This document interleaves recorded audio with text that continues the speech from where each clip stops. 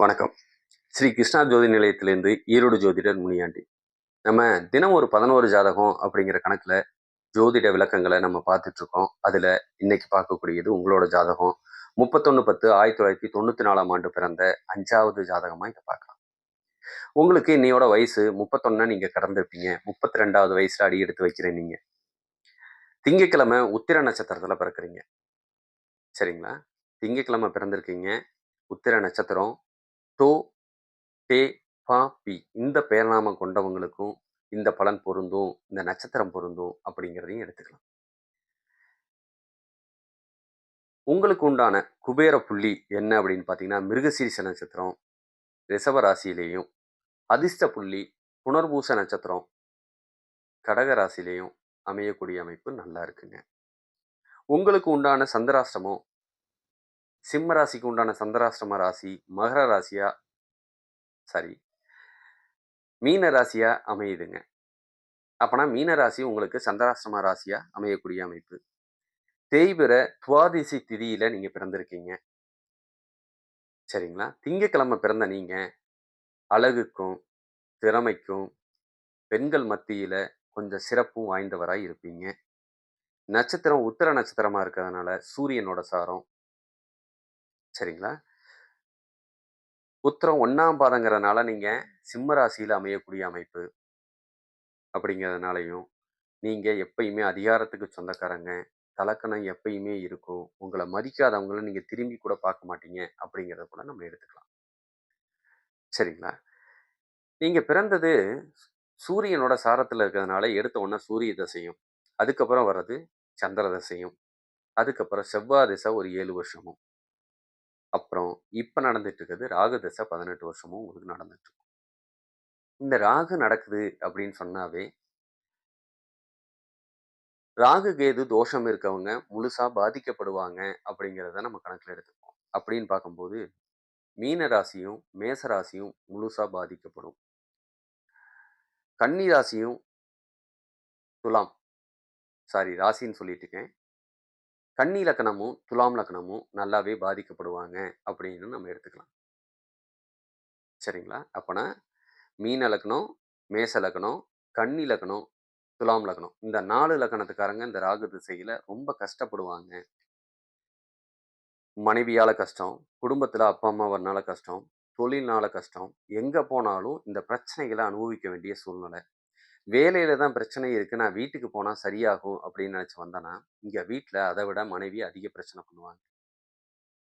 குடும்பத்த பார்த்துக்கிறது இல்ல, வருமானம் இல்ல, சந்தோஷம் இல்ல, நிம்மதி இல்ல, காரணம் இல்ல. சண்டை, பிரச்சனை, பிரிவுல போய் முடியக்கூடிய சூழ்நிலை வரைக்கும் இந்த ராகு இழுத்துட்டு போவாங்க. அப்பனா இந்த 4 இலக்கணத்துக்காரங்க கொஞ்சம் கவனமா இருங்க. அப்படி இருந்தீங்கன்னா, ஸ்ரீ கிருஷ்ணா ஜோதி நிலையத்தை தொடர்பு கொள்ளுங்க. உங்களுக்கு உண்டான பலன் கிடைக்கும் அப்படிங்கிறதையும் சொல்லிக்கிறேன். சரி, நாடி முறைப்படி நம்ம இந்த ஜாதகத்தை எடுத்துக்கிட்டோம்னா, அதுக்கு உண்டான பலன் எப்படி இருக்கு அப்படின்னு கேட்டீங்கன்னா, உங்களுக்கு இடது கண் சம்மந்தப்பட்ட பிரச்சனையையும், அம்மாவுக்கு கர்ப்பப்பை சம்மந்தப்பட்ட பிரச்சனையோ, இல்லைன்னா அம்மாவுக்கு ஒரு ஆப்பரேஷன் பண்ண வேண்டிய சூழ்நிலையோ, உங்களுக்கு செரிமான கோளாறு பிரச்சனையோ, அ குடல் சம்மந்தப்பட்ட ஏதாவது நோய் சம்மந்தப்பட்டதோ உங்களுக்கு அமையக்கூடிய அமைப்பு. சரிங்களா? அம்மா நல்ல ஒரு சிறந்த ஆசிரியர். அவங்க சொல்லி வளர்த்துருந்தாங்கன்னா, கொஞ்சம் உங்களுக்கு நல்ல தன்மை வரக்கூடிய அமைப்பும். நீங்களும் ஒரு நல்ல ஆசிரியர். சரிங்களா? உங்களுக்கு இப்போ 31 வயசு. நீங்க 30 வயசுக்கு முன்னாடி ஏதாவது தொழில் பண்ணியிருந்தா, உங்களுக்கு ஞானம் தான் கிடைக்கும். லாபம் கிடைச்சிருக்காதுங்கிறதையும் நீங்க புரிஞ்சுக்கங்க. இதுக்கு மேல சொந்த தொழில் நீங்க பண்றீங்கன்னா, நல்ல லாபம். இத விட இன்னும் 36 வயசுக்கு மேல நீங்க சொந்த தொழில் பண்ணா, ரொம்ப நல்லது அப்படிங்கிறதையும் புரிஞ்சுக்கங்க. இல்லைங்க நான் அரசு சம்மந்தப்பட்ட வேலையிலயோ, மருத்துவத்துறை சம்மந்தப்பட்டதுலயும் நான் இருக்கிறேன் அப்படின்னு சொன்னா, ரொம்ப நல்லதுங்க. அப்படியே இருங்க. சூப்பரா இருக்கும். தந்தையால உங்களுக்கு பிரயோஜனம் இல்ல. குழந்த பையனாலயும் பிரயோஜனம் இல்ல. ஒற்றை தலைவலி சம்மந்தப்பட்ட பிரச்சனையோ, கண்ணாடி போட வேண்டிய சூழ்நிலையோ உங்களுக்கு குடுத்துறலாம். அதாவது 31/10/1994ஆம் ஆண்டு பிறந்தவங்களோட ஜாதகத்துப்படி. உங்களுக்கு இதயம் சம்மந்தப்பட்ட பிரச்சனை கண்டிப்பா வருங்க. விபத்துனால ஒரு படுத்த படுக்கையாகக்கூடிய தன்மையும் உங்களுக்கு உண்டு அப்படிங்கிறதையும் புரிஞ்சுக்கங்க. கோவத்துக்கும், ரோசத்துக்கும் சொந்தக்கார். நிலபுலன்கள் வாங்கக்கூடிய அமைப்பு சூப்பரா இருக்குங்க. அப்பன்னா, அ உங்க பேர்ல இடம் இருந்ததுன்னா, நல்ல லாபத்த குடுக்கக்கூடிய அமைப்பு தான். "என்னடா செவ்வாய் நீச்சமாயி உட்கார்ந்திருக்கு, நீ போய் எப்படி சொல்ற?" அப்படின்னு நீங்க கேட்கலாம். குருவோட சேர்ந்த செவ்வாய் அந்த தோஷத்திலருந்து நிவர்த்தியாகி, உங்களுக்கு நிலபுலன்கள வாங்கி குடுப்பாங்க, வளர்ச்சி குடுப்பாங்க அப்படிங்கிறதையும் எடுத்து சரிங்களா?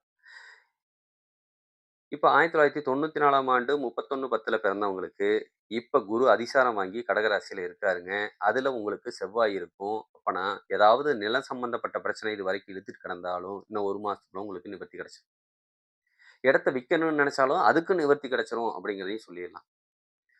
திடீர்னு அவசரத்துல எனக்கு கல்யாணம் ரெடி ஆகுதுங்க, நான் பண்ணலாமா அப்படின்னா, தாராளமா பண்ணலாம். இத்தன நாளா தள்ளி போனது, இப்ப 1 மாசத்துக்குள்ளேயே உங்களுக்கு ஆகக்கூடிய தன்மை. பார்த்த உடனே 2வது நாள், 3வது நாள்லயே திருமணம் அப்படிங்கிற அமைப்பெல்லாம், இப்ப அவசர அவசரமா நடக்கக்கூடிய அமைப்பு. கோச்சார குரு நல்லவர் இல்ல. ஆனா உங்களுக்கு உண்டான பலன நல்லதோ, கெட்டதோ அவர் குடுத்துருவாரு. சரிங்களா? இதுதான் இப்போதைக்கு நடக்கக்கூடிய சூழ்நிலை. ஆனா அப்படி அமைஞ்சாலும், இந்த ராகு உங்கள பிரிக்கிறதுக்கு தான் பார்ப்பாரு அப்படிங்கிறதையும் நீங்க புரிஞ்சுக்கணும். கொஞ்சம் அதுல கவனமா இருந்து, கணவன், மனைவி ஒற்றுமையா இருக்கிறதுல தான் நீங்க வெற்றி அடைய முடியும் அப்படிங்கிறதையும் சொல்லிக்கிறேன். சரிங்களா? இது கோச்சாரத்துல இருக்கக்கூடிய பலன். இதே ஒரு பெண்கள் ஜாதகமா இருந்ததுன்னா எப்படி அப்படின்னு கேட்டீங்கன்னா, நீங்க அதிகாரத்துக்கு சொந்தக்காரி, அரசு சம்பந்தப்பட்ட வேலையில இருக்கக்கூடிய அமைப்பு, மருத்துவத்துறை சம்பந்தப்பட்டதா இருந்தாலும் லாபம் அதிகமா இருக்கும்.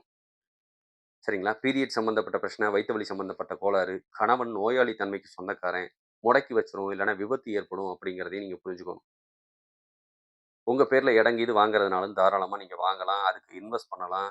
இல்ல வீடு கட்டுறதுனாலும் அதுக்கு கடன வாங்கியாவது நீங்க அதுக்கும் இன்வெஸ்ட் பண்ணக்கூடிய அமைப்பு சூப்பரா இருக்கு. கர்ப்பப்பைய எடுக்க வேண்டிய சூழ்நிலை வரைக்கும் எடுத்துட்டு போலாம். கொஞ்சம் கவனமா இருங்க. பின்னும் பெறும். இப்ப இல்ல, பின்னும் பெறும் அப்படிங்கிறதையும் புரிஞ்சுக்கணும். சரிங்களா? இந்த ஜாதக ரீதியா மேலும் தகவல் ஏதாவது தேவைப்பட்டால் ஸ்ரீ கிருஷ்ணா ஜோதி நிலையத்தை அணுகுங்கள். உங்களுக்கு உண்டான பலன் உடனுக்குடன் வழங்கப்படும் என்பதை தெரிவித்துக் கொள்கிறேன். மிக்க நன்றி. வாழ்க வளமுடன்.